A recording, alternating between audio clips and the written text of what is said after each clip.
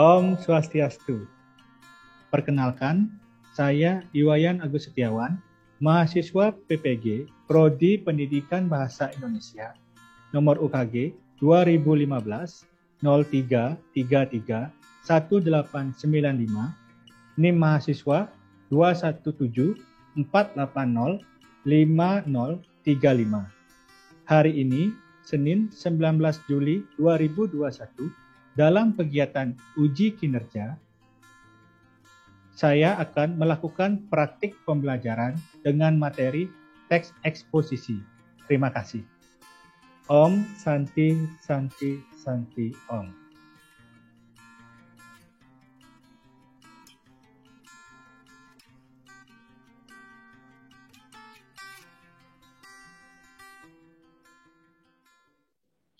Om Swastiastu.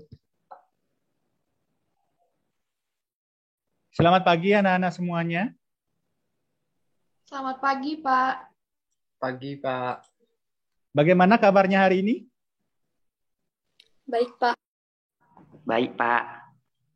Nah, selamat datang kembali dalam pelajaran bahasa Indonesia ya anak-anak. Terima kasih anak-anak sudah bergabung tepat waktu. Itu menunjukkan anak-anak sudah disiplin dan bertanggung jawab. Nah, sebelum kita memulai kegiatan kita pada pagi hari ini, ada baiknya kita berdoa terlebih dahulu. Dwi, selaku ketua kelas, silakan pimpin doa. Berdoa dimulai. Berdoa selesai. Nah, anak-anak, seperti biasa, Pak harapkan dalam kegiatan pembelajaran bahasa Indonesia, anak-anak selalu menunjukkan antusiasme yang tinggi ya. Anak-anak silakan aktif dalam kegiatan pembelajaran ini. Nah, jika seandainya anak-anak berani berpendapat, ya, yang penting sesuai konteks, maka di sana akan Pak berikan poin. Nah, poin itu nanti bisa anak-anak gunakan sebagai tambahan nilai dalam nilai pembelajaran bahasa Indonesia. Nah, anak-anak, di masa pandemi COVID-19 ini, Pak selalu mengimbau anak-anak juga untuk tetap mematuhi protokol kesehatan, ya, tetap patuhi imbauan dari pemerintah. Nah, anak-anak, seperti biasa, mari kita sepakati tanda-tanda yang akan kita gunakan dalam kegiatan pembelajaran hari ini untuk menghindari gangguan-gangguan suara. Anak-anak pun boleh berbicara ketika sudah Pak persilakan untuk berbicara. Nah, yang pertama, jika anak-anak menyatakan persetujuan, silakan angkat jempolnya seperti ini. Silakan diikuti anak-anak. Ya, bagus. Nah, anak-anak, sebelum kita mulai, pertama Pak akan mengecek sinyal terlebih dahulu ya, anak-anak. Apakah gambar Pak sesuai dengan suara yang Pak keluarkan? Ya, baik. Berarti tidak ada gangguan sinyal sehingga pembelajaran dapat berjalan dengan baik ya, anak-anak. Nah, Pak juga mengucapkan terima kasih banyak anak-anak sudah melakukan presensi tepat waktu ya melalui tautan Google Form yang Pak tadi bagikan di WAG. Dari 41 siswa semuanya sudah melakukan presensi dengan baik dan tepat waktu. Itu menunjukkan bahwa anak sudah memiliki sikap disiplin dan bertanggung jawab ya. Dan dalam kegiatan pembelajaran melalui Zoom Cloud Meeting ini pun sudah hadir ke 41 orang siswa di kelas 8C. Tepuk tangan untuk kalian semua.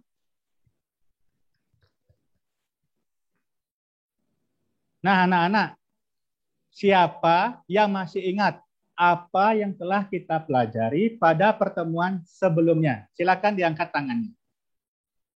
Ya, silakan Dayu Intan. Sebelumnya, kita telah mempelajari mengenai menyimpulkan isi teks eksposisi, Pak.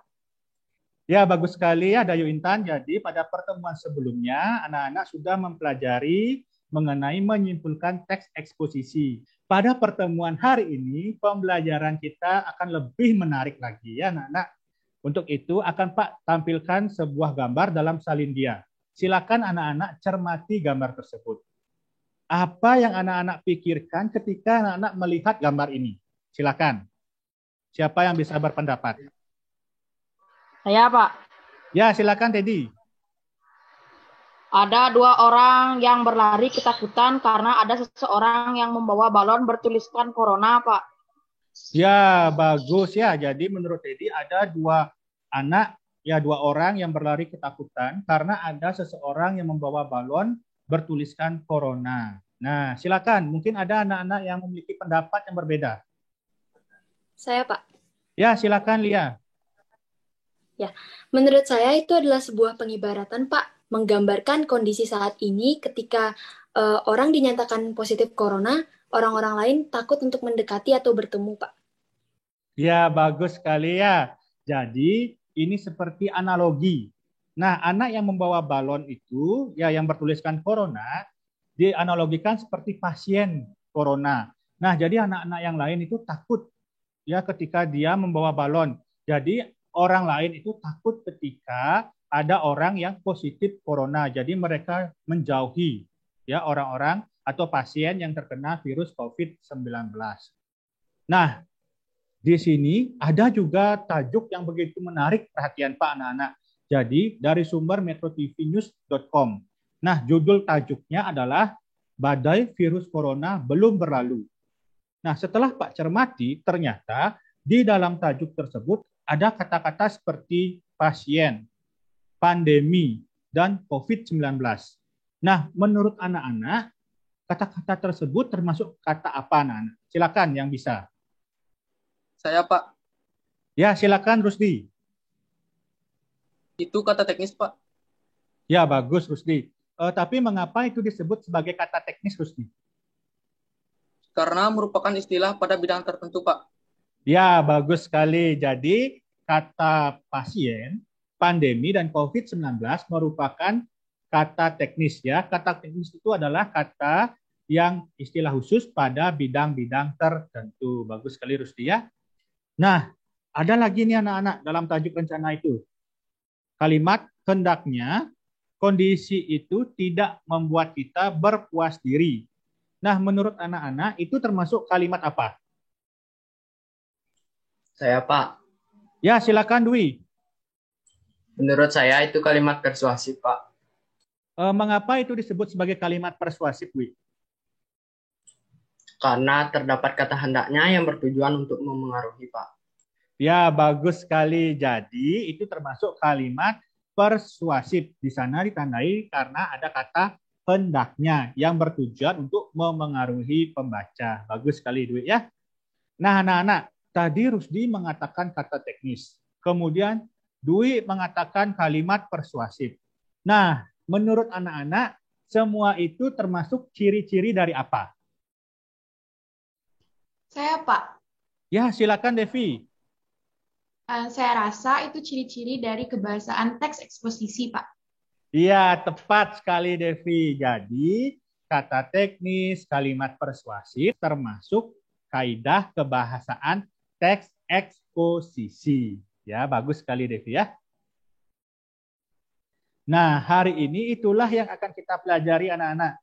Kalian akan belajar menelaah struktur teks eksposisi dan menganalisis kaidah kebahasaan teks eksposisi dalam tajuk rencana yang dibaca. Jadi, dalam pembelajaran hari ini, Pak harapkan ya, setelah membaca sebuah tajuk rencana, kalian mampu menelaah struktur teks eksposisi dalam tajuk rencana tersebut. Begitupun setelah membaca sebuah tajuk rencana, kalian mampu untuk menganalisis kaidah kebahasaan teks eksposisi dalam tajuk rencana tersebut. Nah, dalam kegiatan pembelajaran nanti, Pak harapkan kalian selalu menekankan pada sikap disiplin, bertanggung jawab, teliti, dan kritis. Disiplin dan bertanggung jawab kalian perlihatkan dalam kegiatan berdiskusi dan mengumpulkan tugas. Sedangkan teliti dan kritis nanti kalian silakan tunjukkan dalam kegiatan berdiskusi juga dan dalam menelaah struktur serta menganalisis kaidah kebahasaan teks eksposisi. Nah, adapun kegiatan pembelajaran kita hari ini anak-anak, yang pertama anak-anak akan mengamati video yang Pak putarkan melalui tayangan YouTube. Setelah itu anak-anak akan bertanya jawab mengenai video tersebut, tentunya dari segi struktur dan kaidah kebahasaan teks eksposisi. Nah, setelah itu anak-anak akan mengerjakan lembar kerja peserta didik. Nah, anak-anak ingat KKM pembelajaran kita adalah 85. Jika sudah mencapai itu, anak-anak akan mengikuti pengayaan Sedangkan jika berada di bawah 85, anak-anak akan mengikuti kegiatan remedial. Nah, anak-anak, adapun manfaat kalian mempelajari menelaah struktur dan menganalisis kaidah kebahasaan teks eksposisi, nanti ini akan berkaitan dengan kegiatan merancang dan memproduksi teks eksposisi, karena harus didasarkan pada struktur dan kaidah kebahasaan teks eksposisi.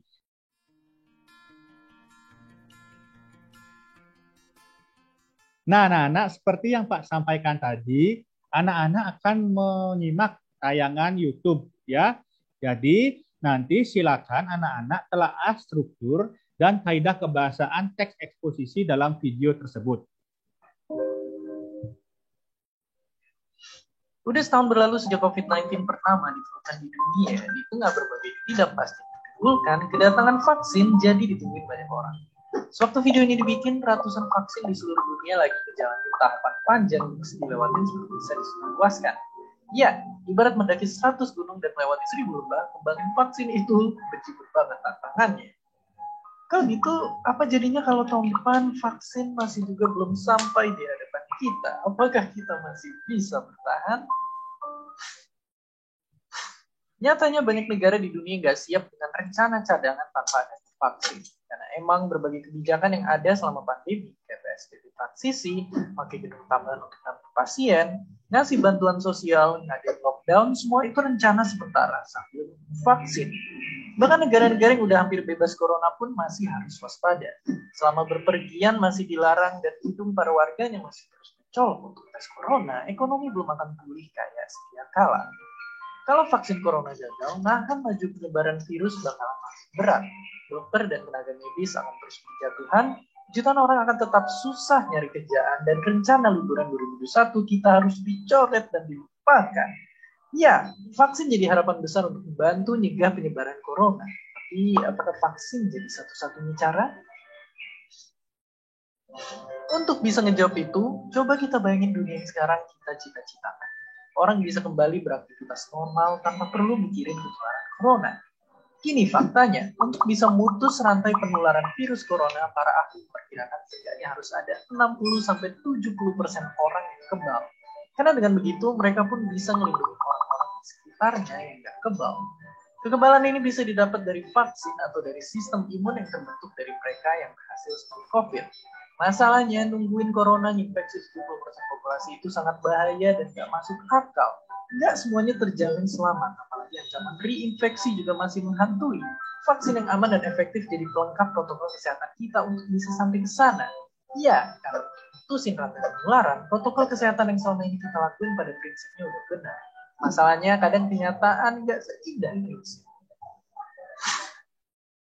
Nah, untuk selanjutnya, Pak berikan kesempatan kepada anak-anak ya untuk menelaah strukturnya terlebih dahulu. Pak berikan kesempatan satu anak masing-masing untuk satu struktur. Nah, silakan siapa yang bisa angkat tangannya. Ya, silakan Prita. Terima kasih Pak atas kesempatannya. Menurut saya struktur dari video tersebut yaitu 1. Tesis yang berada di awal Pak, yang terdapat dengan penggalan kalimat setahun berlalu sejak COVID-19 ditemukan di dunia. Di tengah begitu ketidakpastian, kedatangan vaksin begitu ditunggu banyak orang. Terima kasih. Ya, bagus. Ya, jadi betul seperti yang disampaikan oleh Prita, tesisnya ada di awal video. Nah, jadi mengapa? Karena di sana ada pengenalan masalah atau isu ya. Jadi mengenai kedatangan vaksin yang sangat ditunggu oleh banyak orang. Bagus sekali ya Prita. Berikutnya anak-anak. Siapa yang bisa? Ya, silakan Lia. Terima kasih Pak atas kesempatan menjawabnya. Selanjutnya ada rangkaian argumen yang menurut saya berada di tengah-tengah. Dengan pernyataan, mengembangkan vaksin sangat banyak tantangan. Bahkan banyak negara yang tidak punya rencana cadangan jika tidak ada vaksin. Berbagai kebijakan pada masa pandemi seperti PSBB, gedung tambahan untuk menampung pasien, memberi bantuan sosial, dan mengadakan lockdown hanya bersifat sementara. Terima kasih Pak. Ya, bagus sekali Lia ya. Jadi Lia menganggap rangkaian argumen berada di tengah-tengah. Jadi betul Nana ya. Rangkaian argumen itu kan rangkaian-rangkaian pendapat yang diperkuat dengan fakta. Nah, tadi disampaikan Lia ada pada masa pandemi ini ya sudah sering dilakukan PSBB ya, pembatasan itu, dan sekarang pun juga sedang pembatasan. Kemudian gedung tambahan ya untuk menampung pasien-pasien yang menderita COVID. Kemudian ada bantuan sosial dan yang terakhir mengadakan lockdown. Jadi itu adalah rangkaian argumen yang diperkuat dengan fakta-fakta. Bagus sekali Lia ya. Nah, selanjutnya mungkin ada yang menemukan struktur yang lain, silakan. Ya, silakan Rusdi. Terima kasih atas kesempatannya, Pak. Bagi saya, penegasan kembali berada pada bagian akhir, Pak, yaitu dunia termasuk Indonesia siap menyambut vaksin corona. Infeksi COVID-19 bisa jauh berkurang dengan adanya vaksin. Namun harus bertahap dan memberikan terlebih dahulu kepada garda terdepan dan perang menghadapi pandemi. Ya, bagus sekali Rusdi ya. Jadi penegasan kembalinya tepat seperti yang disampaikan oleh Rusdi, berada di akhir. Nah, penegasan kembali ini adalah simpulan atau penutup. Ya, jadi disimpulkan keseluruhan dari tesis dan rangkaian argumen yang telah disampaikan sebelumnya. Jadi dikatakan bahwa dunia, ya termasuk Indonesia, siap menyambut vaksin karena vaksin itu bisa mengurangi dampak dari virus corona. Bagus sekali ya. Jadi struktur teks eksposisi hanya ada 3. Yang pertama adalah tesis yang berada di awal, kemudian ada rangkaian argumen, dan yang ketiga ada penegasan kembali.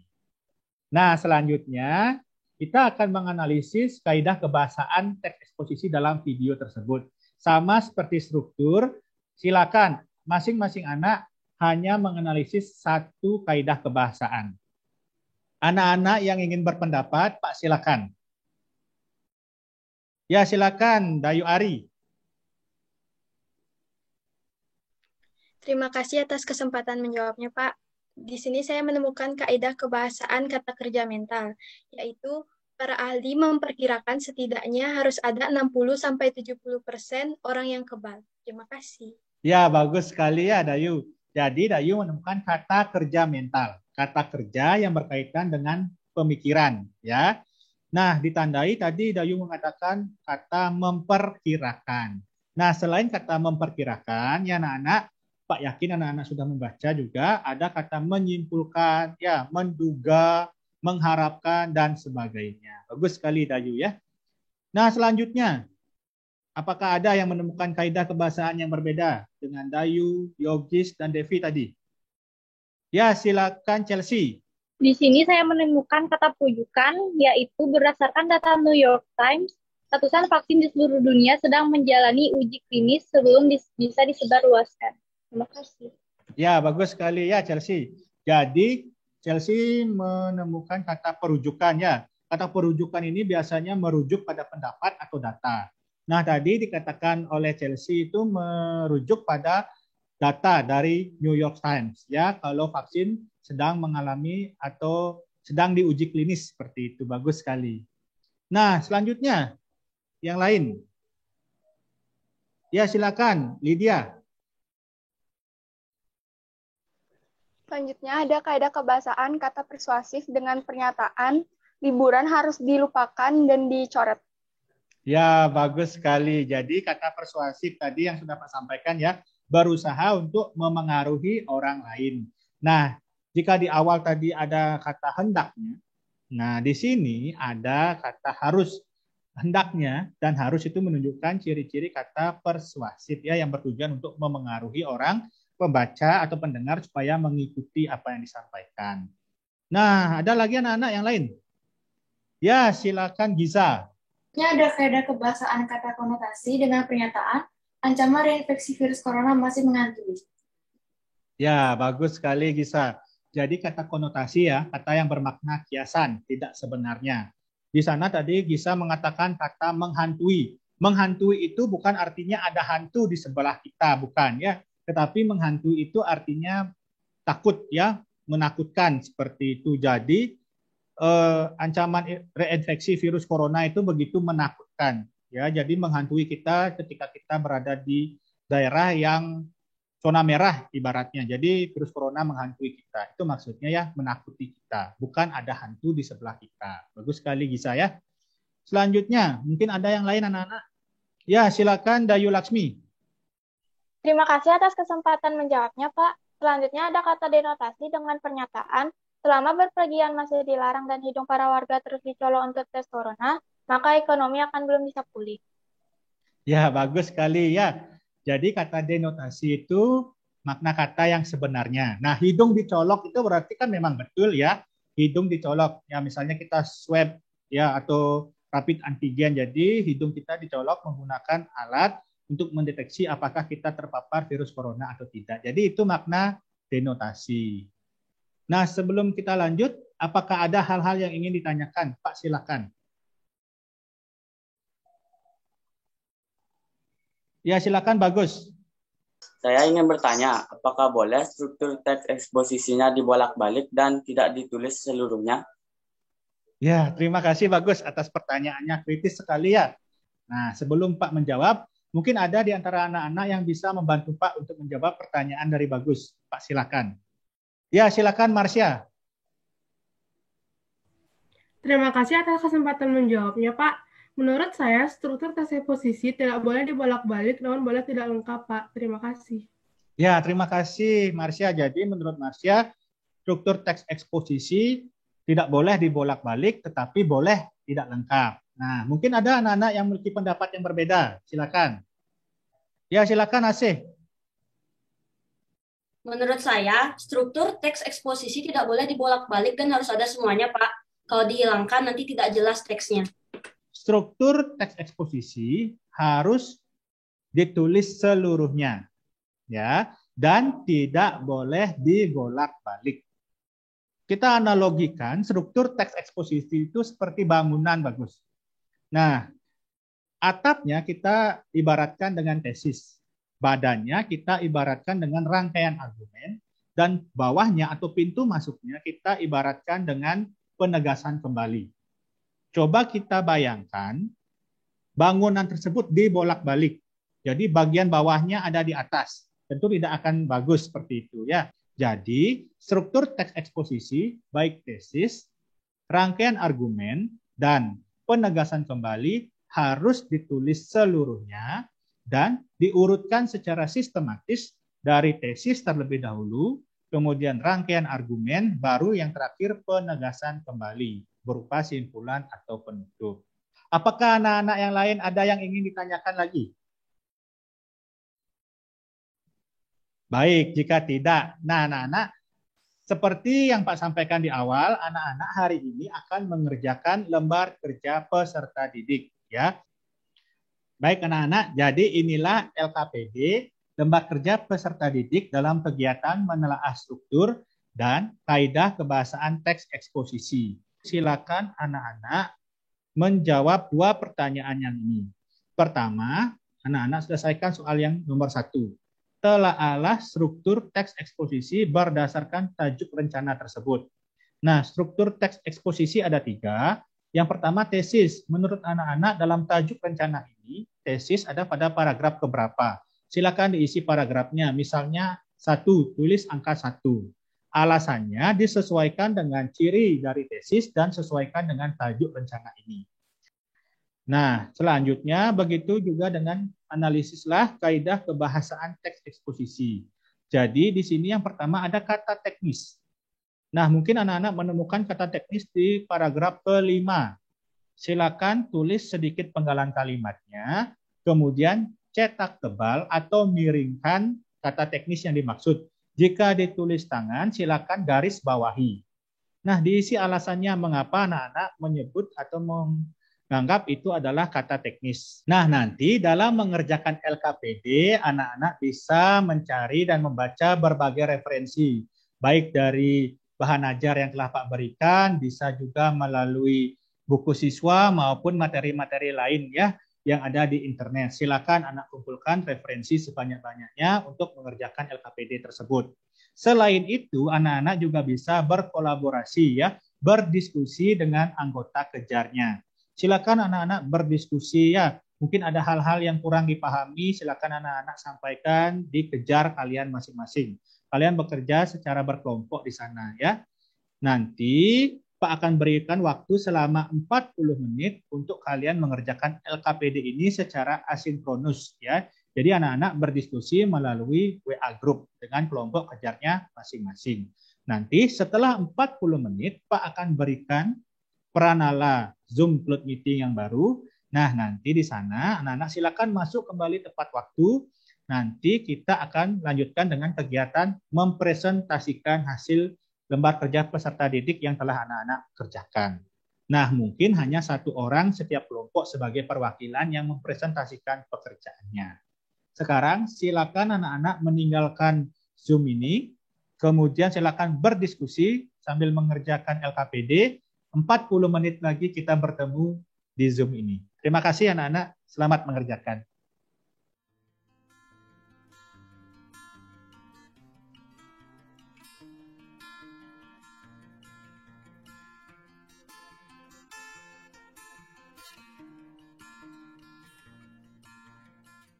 Nah, anak-anak terima kasih banyak. Kalian sudah hadir tepat waktu ya. Kalian sudah menunjukkan sikap disiplin dan bertanggung jawab.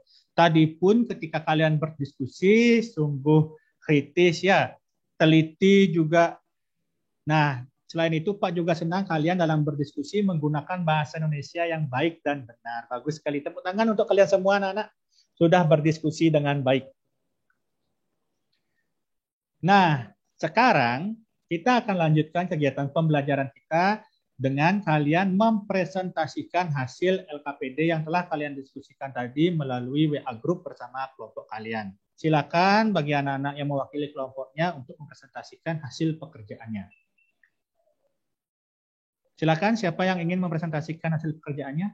Ya, silakan Prita. Terima kasih Pak atas kesempatannya. Saya akan mempresentasikan hasil pekerjaan dari kelompok 3. Struktur teks eksposisi dari tajuk rencana di atas yaitu 1. Tesis. Terdapat pada paragraf pertama. Alasannya yaitu karena pada bagian ini berisi isu atau masalah yang dibahas, yaitu tentang vaksinasi untuk melawan COVID-19. 2. Rangkaian argumen. Terdapat pada paragraf kedua hingga ke-6. Alasannya yaitu karena bagian tersebut berisi sejumlah pendapat sebagai penjelasan atas tesis yang dikemukakan sebelumnya. Selain struktur teks eksposisi, terdapat juga kaidah kebahasaan teks eksposisi yang terdapat pada tajuk rencana tersebut. 1. Kata teknis. Terdapat pada paragraf pertama. Dengan penggalan kalimat, keganasannya harus segera diakhiri, dan jurus paling ampuh untuk menyudahinya ialah dengan mengoptimalkan vaksinasi. Alasannya yaitu karena kata vaksinasi merupakan istilah khusus pada bidang kedokteran. Ya, bagus sekali. Berikan tepuk tangan untuk Prita, anak-anak. Bagus sekali presentasinya ya. Lancar dan jelas. Nah, selanjutnya. Siapa yang ingin mewakili kelompoknya untuk mempresentasikan hasil pekerjaannya? Pak, silakan. Ya, silakan Dayu. Terima kasih atas kesempatan menjawabnya, Pak. Saya mewakili Kejar 2, ingin menambahkan jawaban dari Prita. Mungkin ada beberapa hal yang sama, tetapi ada juga yang berbeda, terutama dari kaidah kebahasaannya. Struktur teks eksposisi berdasarkan tajuk rencana tersebut. Yang pertama ada tesis. Terletak pada paragraf pertama, alasannya karena pada bagian ini berisi pandangan penulis mengenai isu atau masalah secara umum tentang topik yang dibahas, yaitu mengoptimalkan vaksin untuk melawan COVID-19. Yang ketiga ada penegasan kembali. Terletak pada paragraf ke-7 dengan alasan karena bagian ini merupakan penutup yang berisi simpulan mengenai keseluruhan teks, seperti penegasan kembali pemanfaatan vaksin mandiri. Selanjutnya yaitu kaidah kebahasaan teks eksposisi berdasarkan tajuk rencana tersebut. Yang kelima ada kata persuasif. Terletak pada paragraf kedua dengan penggalan kalimat tidak cuma harus cepat, vaksinasi juga harus mencakup jumlah penerima yang ideal agar bisa menghasilkan kekebalan kelompok atau herd immunity. Alasannya karena kata harus merupakan kata persuasif karena dalam kalimat tersebut, kata harus bertujuan untuk mempengaruhi seseorang. Nah, jadi bagus sekali ya apa yang tadi telah dipresentasikan oleh Dayu Intan dan juga oleh Prita. Nah, baik Dayu Intan maupun Prita tadi ada beberapa persamaan, namun juga ada beberapa perbedaan. Nah, dari segi struktur, baik Prita dan Dayu Intan tadi sudah tepat strukturnya ya. Dikatakan bahwa tesis tadi ada di paragraf pertama. Kemudian rangkaian argumen ada di paragraf 2 sampai 6. Dan penegasan kembalinya ada di paragraf yang ke-7. Jadi itu betul ya Nana ya. Nah, terlepas tadi Prita dan Dayu Intan berbeda dalam menyampaikan alasannya, tidak apa-apa. Yang penting masih sesuai dengan konteks ya, baik sesuai dengan ciri dari struktur teks eksposisi tersebut maupun dari tajuk rencana yang ada tadi ya, yang ditelaah. Nah, jadi berdasarkan presentasi dari teman kalian tadi, kalian yang mungkin masih memiliki kekurangan ya dalam tugasnya bisa mengedit ya atau merevisi kembali tugas kalian. Silakan Pak berikan waktu. Nanti setelah direvisi silakan unggah kembali di Google Classroom. Batas pengunggahannya hari ini ya anak-anak sampai pukul 12 siang. Nah, mungkin anak-anak yang lain ada yang ingin ditanyakan.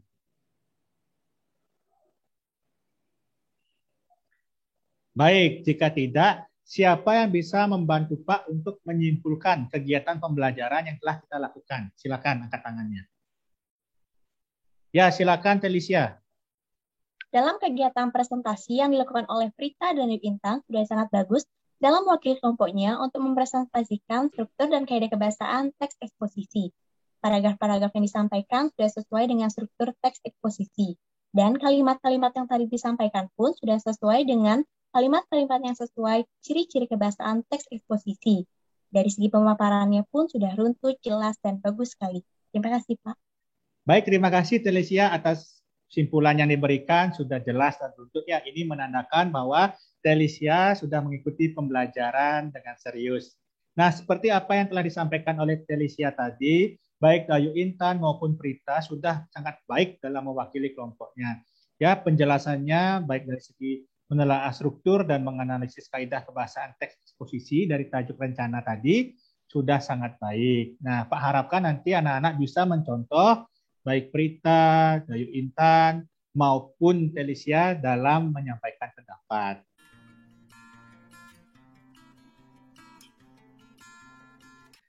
Nah, anak-anak, sekarang siapa yang bisa membantu Pak untuk merangkum kegiatan pembelajaran yang telah kita lakukan pada pagi hari ini? Silakan.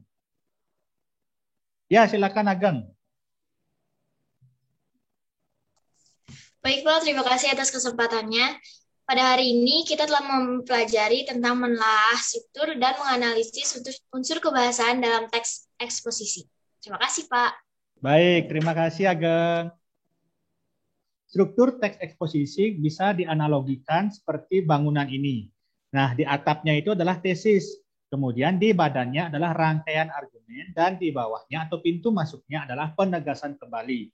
Struktur teks eksposisi ini harus dibuat runtut atau sistematis ya, dari tesis terlebih dahulu, kemudian rangkaian argumen, baru terakhir penegasan kembali.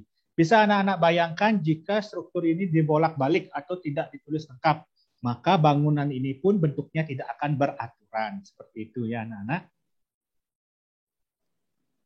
Selanjutnya tadi juga kita sudah belajar mengenai kaidah kebahasaan teks eksposisi. Nah, kaidah kebahasaan teks eksposisi itu ada 7. Yang pertama tadi sudah kita pelajari kata teknis, ya. Kemudian ada konjungsi. Yang ketiga ada kata kerja mental. Nah, selanjutnya ada kata perujukan. Yang kelima ada kata persuasif. Yang keenam ada kata denotasi dan yang terakhir ada kata konotasi. Nah, dalam kegiatan pembelajaran tadi pun anak-anak sudah aktif ya, sudah berani menyampaikan pendapat. Nah, mohon dipertahankan seperti itu dalam setiap pembelajaran anak-anak ya. Tadi juga sudah Devi, Lia, Dayu Ari, ya, Sena, Yogis, dan semua anak-anak yang lain sudah berani berpendapat. Jangan malu untuk berpendapat ya anak-anak, itulah gunanya kita belajar. Bagi anak-anak yang lain yang belum memiliki kesempatan untuk berbicara, ayo jangan malu ya. Pokoknya keluarkan saja apa yang menjadi pikiran kalian, ya, apa yang menjadi pendapat kalian, karena yang dinilai bukan benar dan salah. Nah, mungkin anak-anak dalam kegiatan pembelajaran tadi terjadi kendala atau hambatan-hambatan yang anak-anak rasakan. Silakan sampaikan kepada Pak apa kendala atau hambatan yang anak rasakan tadi selama kegiatan pembelajaran berlangsung. Ya, silakan Ayu. Saya mengalami masalah sinyal, Pak, sehingga kurang maksimal mengikuti pembelajaran Bapak hari ini. Mohon solusinya, Pak. Terima kasih. Baik, terima kasih. Ayu sudah menyampaikan kendala yang telah dialami. Begitu juga untuk anak-anak yang lain, ya, apabila mengalami kendala, jangan berkecil hati. Nah, walaupun tadi Ayu beberapa kali keluar masuk, ya, namun tetap semangat untuk mengikuti pembelajaran. Tepuk tangan dulu anak-anak untuk Ayu dan kalian sudah semangat mengikuti pembelajaran.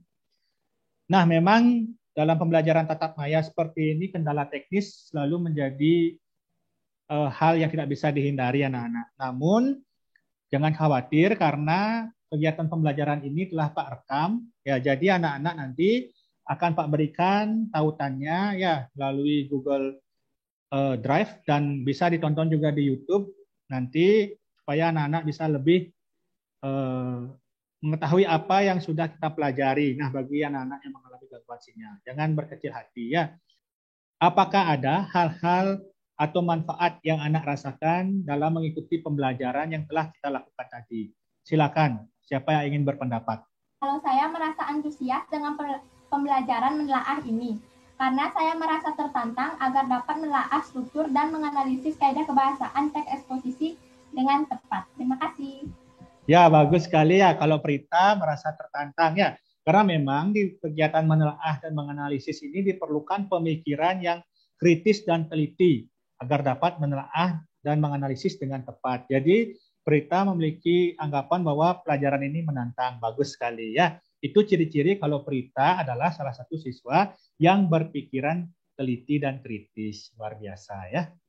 Nah, anak-anak, sebagai rencana tindak lanjut, sebentar Pak akan bagikan ya tautan kuisis yang berisi 10 soal. Nah, jadi seperti ini anak-anaknya tampilan kuisisnya di menu Pak ya. Nanti kalian langsung nanti menjawab soal kalau Pak bagikan tautannya ya. Nah, nanti dalam kegiatan evaluasi menelaah struktur dan kaidah kebahasaan teks eksposisi ini tadi sudah Pak sampaikan ada 10 soal yang masing-masing durasinya ada 2 menit. Nah, ketika kalian menjawab, nanti akan muncul di sini nilainya anak-anak. Siapa yang sudah masuk untuk menjawab. Jadi kelihatan langsung di sini ya. Apakah ada hal yang ingin ditanyakan atau yang kurang dipahami? Silakan. Baik, jika tidak ada, nah pada pertemuan berikutnya pembelajaran kita menjadi lebih menarik. Ya, karena pada pertemuan berikutnya kita sudah memasuki ranah keterampilan. Seperti apa pembelajaran kita pada pertemuan berikutnya? Nanti Pak sampaikan ya. Jadi kalian silakan pelajari materi berikutnya. Baik anak-anak, sebelum kita mengakhiri kegiatan pembelajaran kita pada pagi hari ini, alangkah baiknya kita berdoa karena telah diberikan kelancaran. Nah, untuk doa bagian ini Pak berikan kesempatan kepada Aurelia untuk memimpin. Silakan Aurel. Berdoa mulai. Berdoa selesai. Baik, terima kasih Aurel sudah memimpin doa. Terima kasih anak-anak sekalian sudah mengikuti pembelajaran hari ini dengan baik. Sampai bertemu lagi pada pembelajaran berikutnya dan tetap jaga kesehatan dan jaga semangat dalam belajar. Sampai jumpa lagi. Pak akhiri dengan Paramasanti. Om Santi Santi Santi Om.